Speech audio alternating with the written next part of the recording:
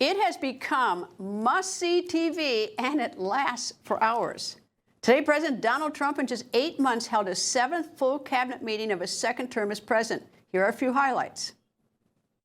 Baltimore, Wes Moore was telling me I want to walk with the president. Well, I said, I want to walk with you too someday, but first you got to clean up your crime, because I'm not walking in Baltimore right now. Baltimore is a hellhole. Your costs are going to be going down for medicine, for prescription drugs, will be going down at levels that nobody ever thought possible. And that's going to happen in a matter of a very short period of time. Very short. And we're all set with the countries, and we're all set with the companies. The Republican Party has picked up 4 million new people, 4 million.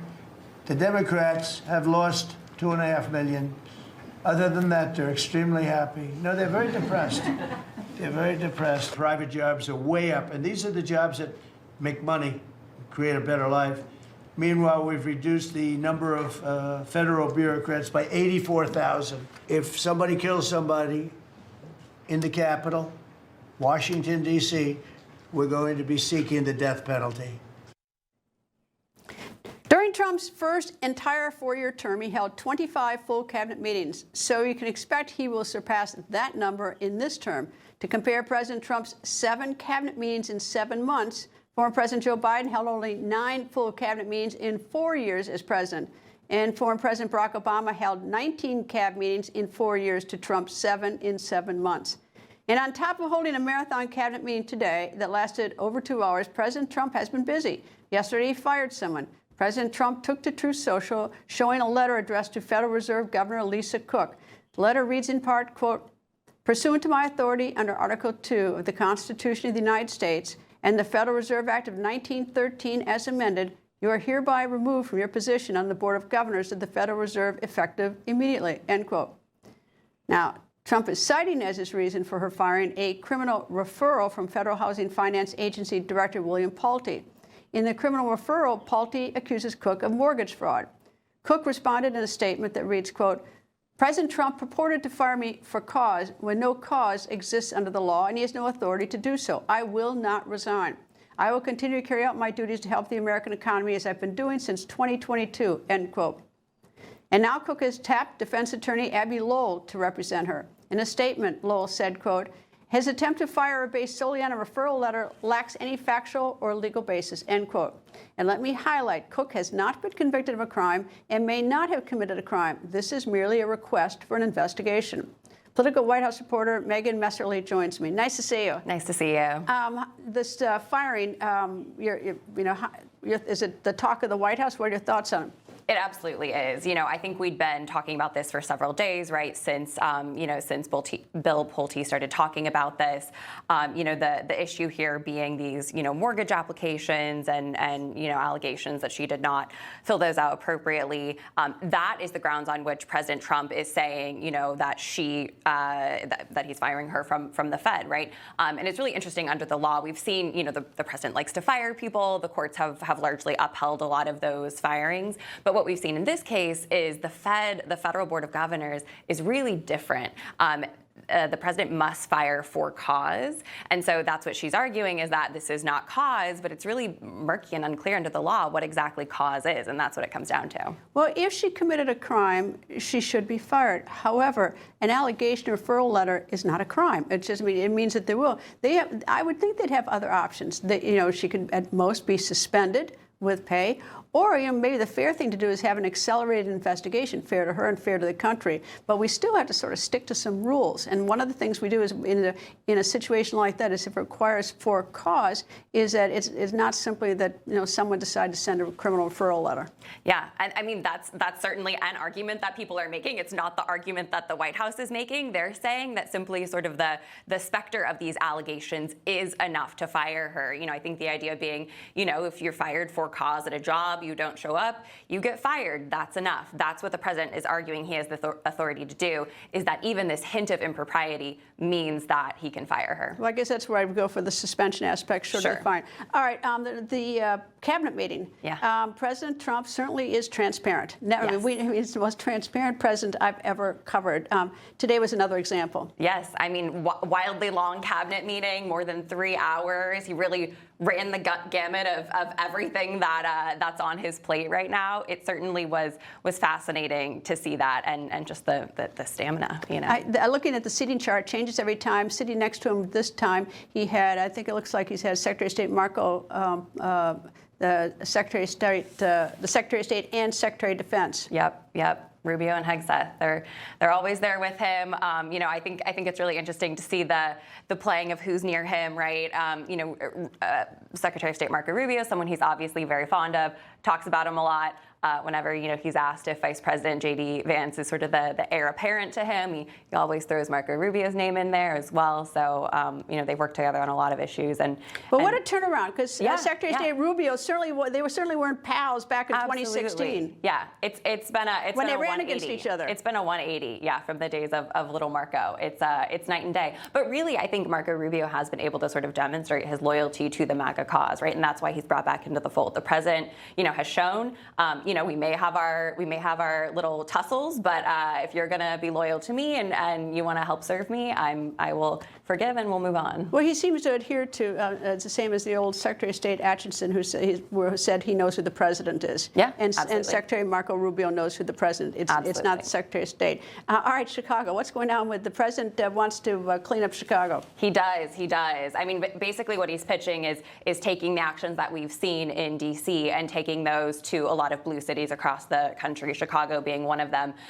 You know, what the president has repeatedly said, at least for now, is that he wants to be invited in. He wants Governor J.B. Pritzker, a Democrat, to welcome him into the state and ask for help from the National Guard to clean up Chicago. Governor Pritzker, Democrat, has 2028 aspirations, is obviously not going to do that. He's been staunchly opposed to that, saying we do not need your help, Mr. President.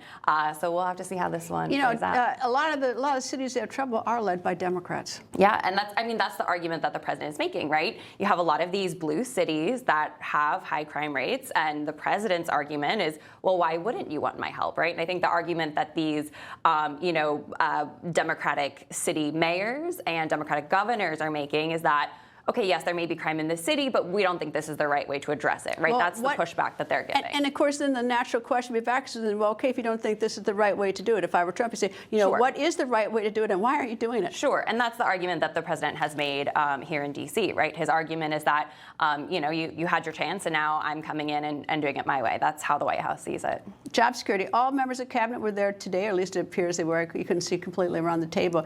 Are there any secretaries that are insecure, that they're likely to get fired? You know, it's been sort of the perpetual question of this administration. I remember talking to my sources back in November saying who would be the first one to go. Names that got tossed out at the time were Commerce Secretary Howard Lutnick, Health and Human Services Secretary Robert F. Kennedy Jr. A couple of reasons, Lutnick doesn't necessarily have the most friends in Washington, so that's one reason. With RFK, I think the argument was, he's just not traditional MAGA, right? He comes with this Make America Healthy Again movement. He's not traditionally, one of the president's supporters. But I think all of the members of the cabinet have really had this remarkable staying power. And I think that's because, as we were talking about with Marco Rubio, they knew who's boss. They know who the president is, and they've shown that they're not going to outshine him. They also are working hard. At least, most cabinet members you never see, but you see Secretary of Homeland Security Kristi Noem out. You see her out and about at the border. You see Attorney General Pam Bondi. She's out and about, like in New York yesterday, in Brooklyn. I mean, you're seeing these people out working so that in some way the voters at least know what they're doing, and so it's they're not just sitting there. No, whether you agree with them or not, they're working hard. And that's absolutely what the president wants, right? He's a very visual guy. He wants these folks out there spreading his message, talking about his accomplishments, talking about the work they're doing, right? He wants them to be out there and be the face of the administration. All right, well, we'll wait for the next cabinet meeting, the must-see TV. Anyway, Megan Messerly, thank you very much for joining me. Thank you for having me. And a big fentanyl bust in the nation's capital, and Jeanine Pirro, the United States Attorney for the District of Columbia, made that announcement. Here is the new U.S. Attorney, Jeanine Pirro. We got some major prolific drug dealers based not just on what we saw, but our undercovers were buying an incredible amount of drugs, which tells us that the sale of drugs to people in the communities in the D.C., Virginia, Maryland area was an incredible amount. This is what the president is talking about. This is part of our cleaning up the district and the nation's capital. And although it didn't happen in one night, these arrests, all 12 of them, and the seizure of all these weapons indicate the seriousness of crime that is occurring in our community. Coming up, protests on the streets of Israel. They have a particular message for Prime Minister Netanyahu and President Trump. That's next. Today was a day of disruption across Israel. Protesters in that tiny Middle East nation took a stand against their Prime Minister, Benjamin Netanyahu. Some marched through Tel Aviv, blocking traffic and lighting tires on fire. The protesters are demanding a hostage deal and an end to the war in Gaza. They held a large banner written in Hebrew. It read, "The death cabinet is killing the hostages." Families of those still held captive by Hamas also made their pleas to President Trump. Trump, if he's declaring for ending wars, if he's declaring for releasing hostages, should stand by his word and force Netanyahu to end the war and get a hostage deal. He can do it if he wants. Please, President Trump, we call upon you and the other leaders of the world to help us end what's going on in Gaza, to bring our people home and end this terrible war. Meanwhile, Germany announcing it will not join its allies' efforts to recognize a Palestinian state. Australia, Canada, France, and Britain have announced plans to recognize the state of Palestine next month at the UN General Assembly. Middle East correspondent Zach Anders is in Tel Aviv, where it is 1:14 a.m. He joins me. Zach? Good evening, Greta. And President Trump stated yesterday he expects the war in Gaza to reach a conclusive end in the coming weeks. And now Special Envoy Steve Witkoff stating today he hopes to end both the war in Gaza and in Ukraine before the end of the year. Now, Hamas, for their part, has publicly stated they're willing to accept a ceasefire. But at present, it appears that what they're willing to accept is a deal where they would still keep some hostages and not a total release of all the remaining hostages, which is a key demand of Prime Minister Netanyahu. Now, across Israel today, mass protests taking place as part of a planned day of disruption from the Hostage Families Forum, including blocking several major roads, and you can see fires set along those roadways in support of the hostages. A bit, for some folks thinking they're seeing these images now, this is how it has been over the last several months. But of course, today, very large protests. Now, the protesters here are calling on Prime Minister Netanyahu's government to reach a ceasefire agreement that brings home the remaining 50 hostages at any cost. Take a listen. Today, the Israeli people are in the streets demanding the end of the war, ceasefire, and the return of all the hostages. This is a resistant day where all the people of Israel are calling upon its government to accept the deal that's on the table, to end the bloodshed that's going on, to end the disaster, the pain, the suffering that's been in this region. Now, you hear her reference the deal on the table. We'll get to that in a moment. But by nightfall, the main rally in Tel Aviv consumed the heart of the city. Rally organizers claim some 350,000 Israelis attended. Now, the Israeli police have not confirmed that number. As you can see here, though, thousands or tens of thousands are stretched across multiple blocks in multiple locations across the city. And police did have to hold back a large protest near the site of the Israeli Security Cabinet meeting that was held tonight as well. On this day 690 of the war, as of now, there is no word of the Israeli Security Cabinet, which includes Prime Minister Netanyahu, having made any conclusive decisions tonight regarding a potential deal. And there are reports that mediating nations Qatar and Egypt, they're accusing Israel now of failing to respond to what they're calling the latest ceasefire proposal that they deem acceptable. And it has been a long road to get here. About a month ago, Egypt and Qatar were slamming Hamas for not being willing to accept reasonable terms. Now Egypt and Qatar are turning their ire towards Israel and saying it's their chance or their time to accept what is on the table here. And we're working with a lot of bits and pieces of information, whether or not this final deal that they're trying to negotiate really includes the key elements of the Witkoff, the U.S.-led proposal to try and get this across the finish line. But it is interesting to see in the last 24 hours, Qatar and Egypt here now saying Israel needs to accept the deal. And Prime Minister Netanyahu, he continues to say that Israel's only going to accept a deal that sees the release of all remaining hostages at once. And at the same time, a planned IDF ground offensive is seen expanding around the largest city in Gaza, known as Gaza City, which is yet to see a major ground offensive in this war. And if the IDF does choose to enter with ground forces, and right now, over the last week, we've noted a serious uptick in the amount of shelling, the artillery that have hit on the outskirts of the city, the growing presence of IDF ground forces, and the tanks that are moving in. But if they truly push into the streets of Gaza City, this is a metro area with about 1 million people.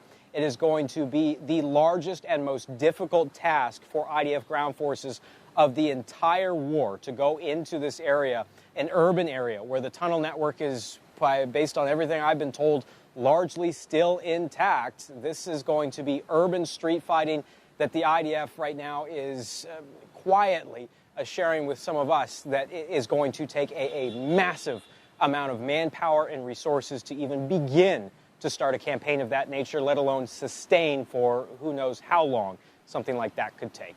Greta? Zach Anders in Tel Aviv, thank you.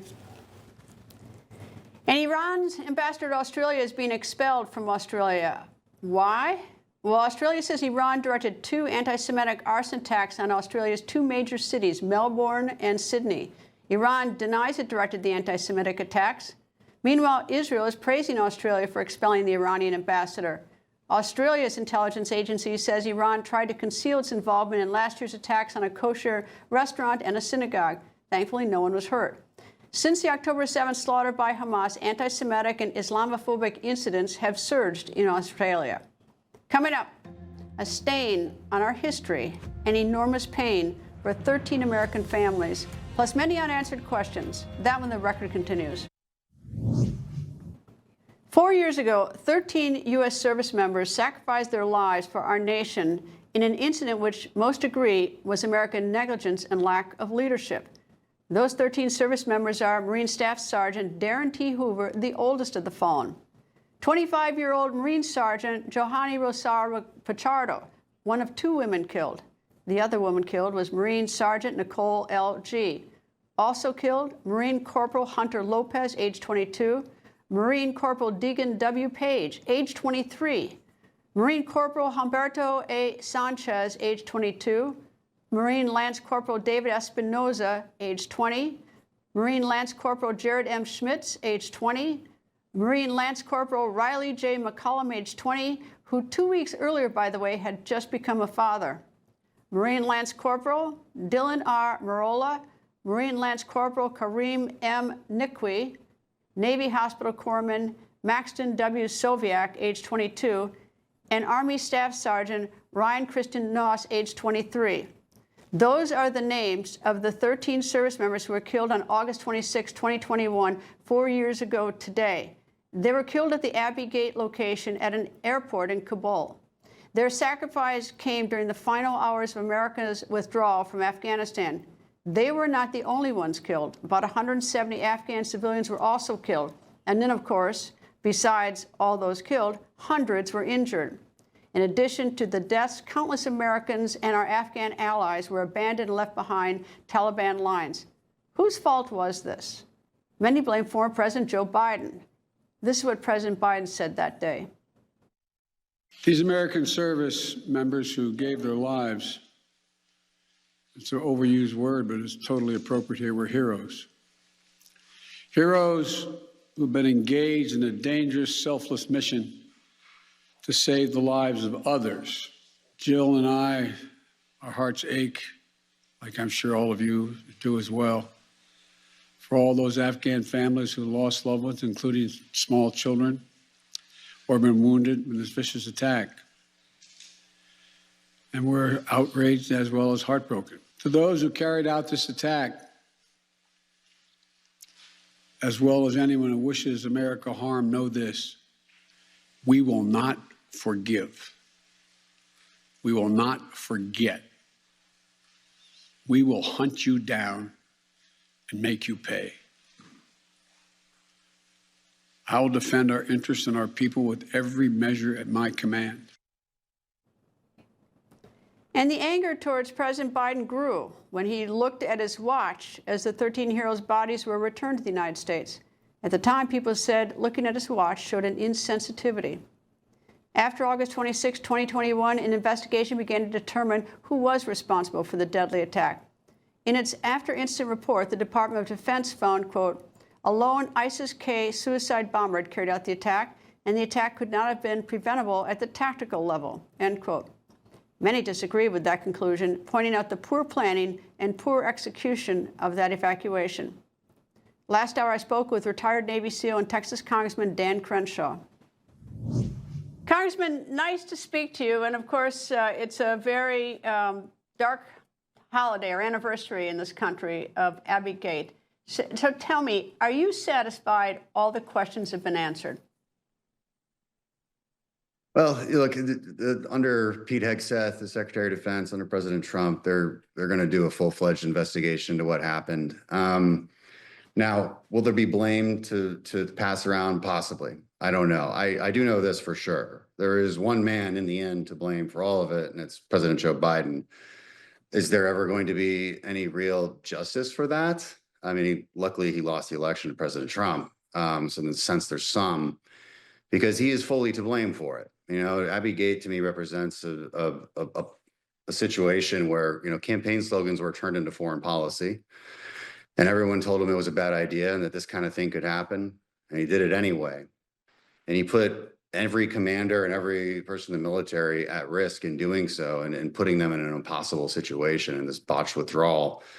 And again, there's no way to do anything but a botched withdrawal in that situation when you say there's going to be 0 troops left.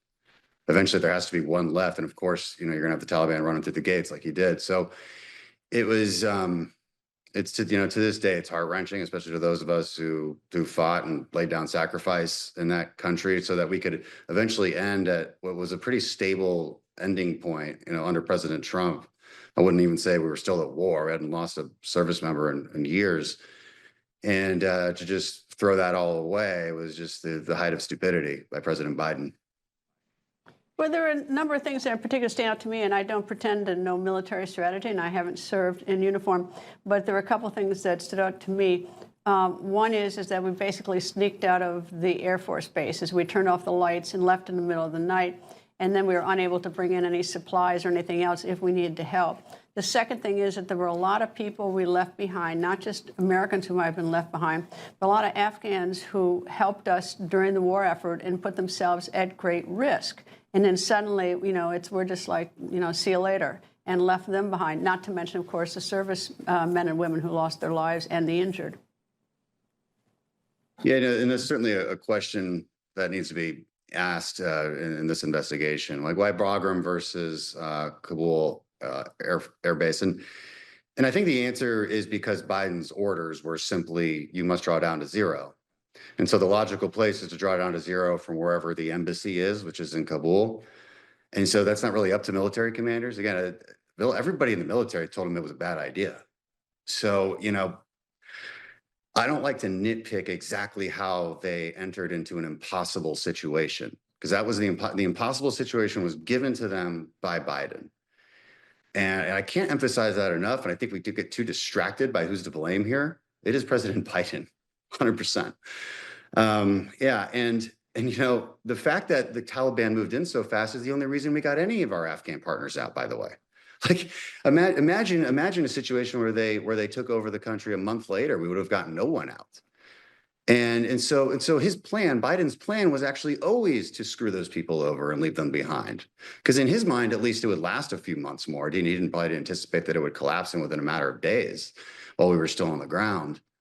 And so again, like there's a massive amount of blame that I think should be completely thrown at President Biden. And I don't think we obviously we blame him, but as conservatives, I don't think we focus on it enough, and I think we get frankly distracted by trying to blame others when he is, and he deservedly lost an election over that and many other things. So that unfortunately, that's the only justice that those families can feel. The Americans wanted to get out of Afghanistan. What was, obviously it's 20/20 hindsight in a lot of ways, but what would have been sort of the effective, safest way to get out of there? Because we didn't want to stay there forever. We'd been there a long time. We're a lot of places a long time. There's a reason President Trump never got out, because he listened to his advisors and said, like, you know what? Okay, got it. These are the real world consequences of leaving. We don't have many people there. We have a few thousand people holding a very strategic air base, Bagram Air Base, close to Pakistan, close to Iran, close to China. This is a strategic air base. This is not something I want to just give up. We've invested a lot into it. I understand Americans just want to leave, but you leave and you're creating the conditions that created 9/11 in the first place. And now that is exactly the conditions. And the only luck we have is that the Taliban and ISIS don't like each other. That's the best luck we have right now. But don't get me wrong, like, there is still an Al-Qaeda presence there, and if they get the operational security and safety that they feel they need, they will plan those attacks again. So I don't even agree with the premise of leaving in the first place. It's a bad time. I understand people get impatient. I understand that you feel like you don't understand what you got from it. I'll tell you what you got from 20 years there. No more 9/11s. That was the whole point. Stop the conditions for what created 9/11 in the first place. And that takes sacrifice and some commitment. I'm sorry, I wish there was another way. There just isn't. And we found a pretty good balance in the end, where we're really not spending a lot of money. We're not losing any lives. We're propping up a friendly government effectively. And that's what we do. That's the best option in a situation like this. So I just disagree with the premise that there was just this obvious need to leave. And I know some people are on side. Well, I needed to leave, but just not that way. Well, I would challenge them. What way? I'm sorry, but there is no way to get to zero troops, because we only have a couple thousand there. We don't have a lot. There's no way to get to zero. If that's your political goal, get to zero. There's no way to do it without that situation. Well, there's also, and I'm going to take the last word on this, but I was there, I was in Afghanistan at one time with former Secretary of State Hillary Clinton, and she was speaking to a group of women, and they had become much more westernized since the Taliban, which had taken over in the mid-90s, had put them in burqas. And I remember she said that the United States would never leave these women behind, and indeed we have, because the women are back in burqas, they can't get education and all the things. So there's a lot to be very disappointed about on how Afghanistan was handled. But I'm going to take the last word on that, even though you're the one who served in uniform. Sir, thank you very much for joining me. Thank you, sir. Yesterday, President Trump honored the 13 U.S. service members killed in the Abbey Gate bombing. The president, surrounded by Gold Star families in the Oval Office, signed a proclamation. Here is the president. We're signing a proclamation honoring them and honoring you and honoring your loved one. And so sad and so unnecessary. I just want to thank everybody for being here. Very special to me. A very special day. 4 years is a very special time, and now it's lightening up, but it'll never be really light. But there are some great souls that are looking down on you right now, and they're very proud of their parents and brothers and sisters, and but moms and dads especially. That's what I seem to have dealt with mostly. It's there's nothing tougher. Gold Star parent of Army Staff Sergeant Ryan Christian Knoss, Paula Knoss self, joins me. Nice to see you. And I've talked to a lot of parents who have lost their children in different ways, and I know it's been 4 years. It still doesn't get any easier, does it? No, ma'am. We still have military that's everywhere in this world right now.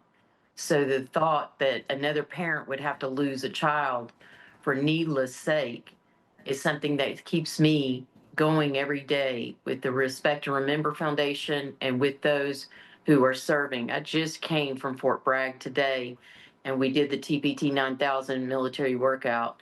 And it was a fantastic showing by troops that still care about Ryan. They still care about each other, and they want to make sure that the morale is high, which it is right now. And we thank the Lord for that. Why did Ryan join the military? He was born to be in the military. He did a push-up his first hour of birth. He was always focused on being in the military. Everything about him was about helping the underdog. And he and his brother would get together with their friends in the fields, and they would play paintball and airsoft.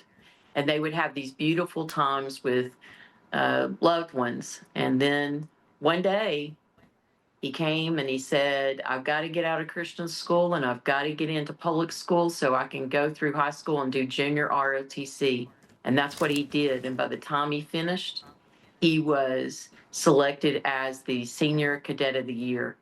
And that just shows you where he was headed in his mind and focus all through his youth. You know, so many of the parents, I've talked to a number of the parents from Abbey Gate and other situations where people have lost their children in the military. And a lot of them still have questions, and they didn't get the attention from the government they needed. Do you feel satisfied 4 years later, despite the tragedy, that the government has answered all the questions you might have about what happened or how it could avoid it? Are you satisfied? Well, first, I'm infuriated with the remarks that you showed of Biden speaking to the nation about his sadness. If he were so sad when he invited me to the White House in 22, he would have at least not said the first words out of his mouth as I walked toward him, which were, I can understand if you're angry. He did not realize that it was just not a sad, bereaved mother on Memorial Day that was walking toward him. It was someone with the heart of the nation also upon her shoulders. And the grief that I looked into his eyes and wept, there was no empathy or sympathy. So first of all, I'm so grieved by his words that he said to the nation when that first happened, because that is not what I saw as a mother very shortly after that. And then as we move forward, I want you to know that I was so thrilled yesterday to be in the presence of a president who knew my child's name, his first name, his last name. He knows each one of these children that died. He has a heart for the limbs and the legs and arms that were injured, for others who were hurt but not killed. And he has a heart to never see again the brutality that happened to men and women trying to save people and being told to stand down and watch unmerciful people kill, maim, beat, and destroy others in the name of their own beliefs.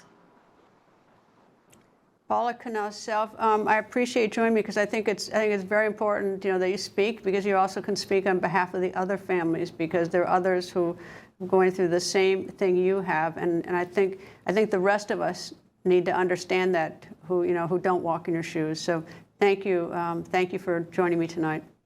And thank you for saying their names today. I want to thank you for that. Of course. Yes, Thank ma'am. you. And we'll be right back. Weather going wild. Recently, there have been some wild weather and travel stories. First, look at what happened in Phoenix. Last night, a massive dust storm rolled in and smothered the city. This dust storm is called a haboob, from an Arabic word that means blowing furiously, and indeed it was. Thousands lost power due to the strong winds. Visibility on the roads dropped to zero. Phoenix Sky Harbor Airport, which is a major travel hub, had to issue a ground stop, causing hundreds of flights to be delayed. And a separate dust storm also hit the Burning Man Festival. The annual festival is held in the middle of the desert in Nevada. That dust storm caused chaos with winds up to 50 miles per hour. Festival attendees were seen covered in dust and struggling to keep their camps from flying away. That severe weather also caused traffic delays for people trying to get to the festival. Festival organizers said people experienced 6 to 8 hours of traffic. Now to other travel news. Low-cost Southwest Airlines has changed its policy regarding larger passengers, people who cannot be accommodated in a single plane seat. They will be required to buy a second seat before the flight.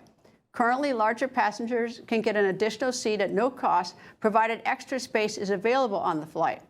Southwest's updated guidelines now says, quote, customers who encroach upon a neighboring seat should be proactively purchased the needed number of seats prior to travel to ensure the additional adjacent seat is available.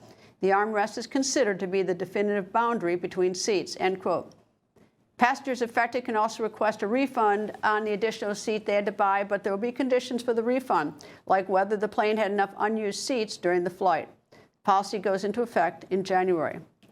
And after a series of air traffic control problems, Transportation Secretary Sean Duffy has been working to modernize the nation's outdated airports. But today, however, Secretary Duffy focused on the safety of America's roads, specifically requirement that truckers have proficiency in the English language.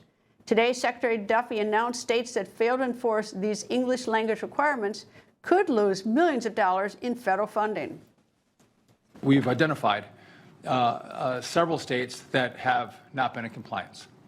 That would be Washington, California, and New Mexico. We are going to give these states 30 days to come into compliance with truck drivers speaking proficiently the English language, or we're going to look at federal funding. We need to make sure that those who are driving big rigs, semis, can understand the road signs, that they've been well trained, and that when they're pulled over by law enforcement, they're stopped by law enforcement, or there's a crash and law enforcement responds, they can effectively communicate what they have on their rig. The Department of Transportation has had these English proficiency requirements on commercial drivers since this May. Coming up, a family without boundaries. A witness in the Donna Adelson murder trial recalls a chilling conversation. That when the record continues. Day 3 in the testimony in the Donna Adelson murder trial. Yesterday, her daughter Wendy testified for the prosecution. And today, Wendy Adelson's ex-boyfriend took the stand.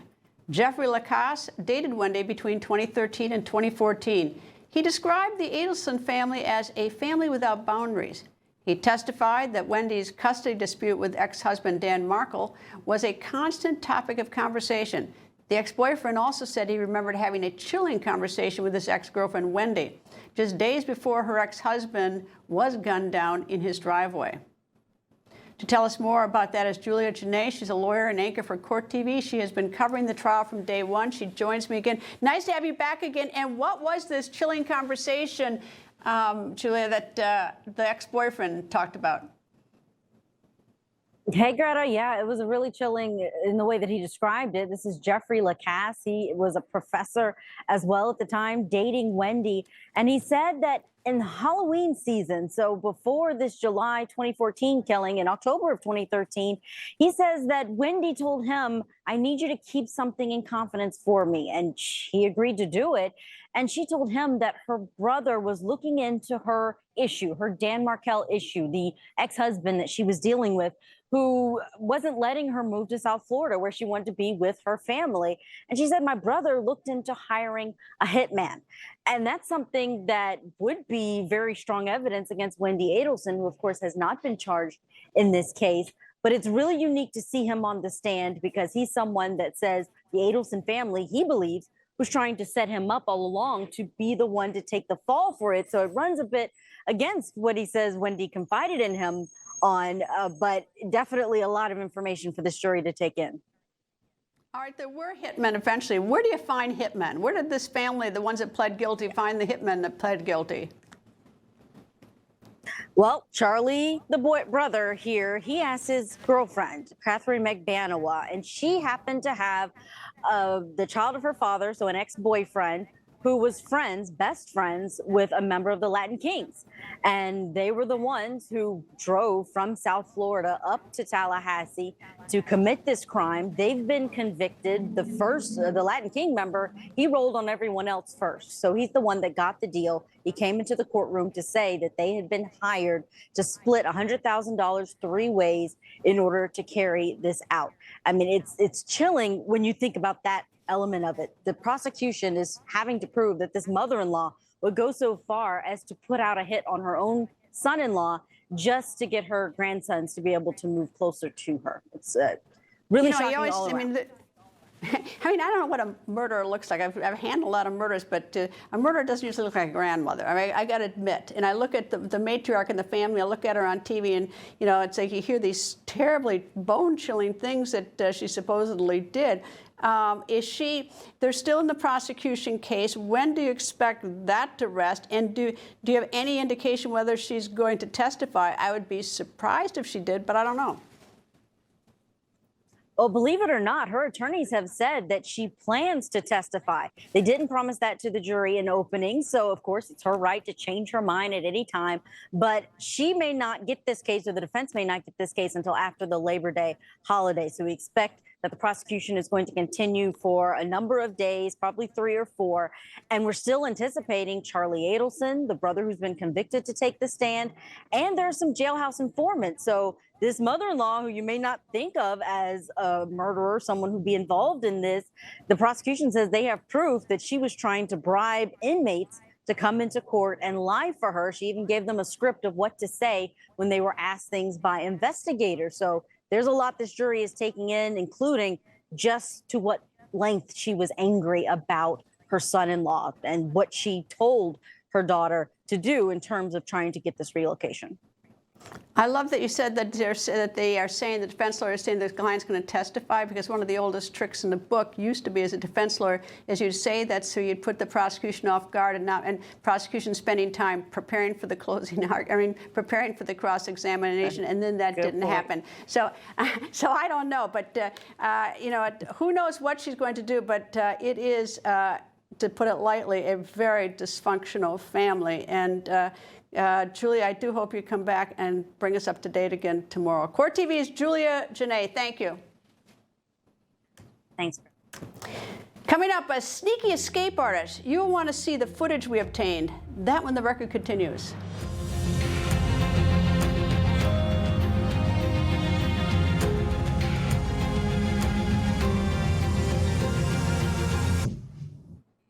A Labrador Retriever pup just had surgery. The pup has to wear, you've seen them before, a dog cone.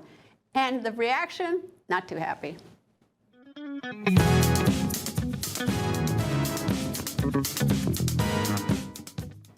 Not so good with that dog cone. What an escape artist, right? The video was sent by one of our viewers. We wish this pup a very speedy recovery. Hopefully the dog will not have to wear a cone again anytime soon, because the puppy just doesn't like it. None of them do. Rob Schmidt Tonight is up next.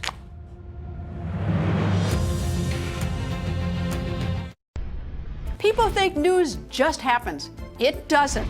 It happens because there's someone there to capture the moment, to explain it and share it.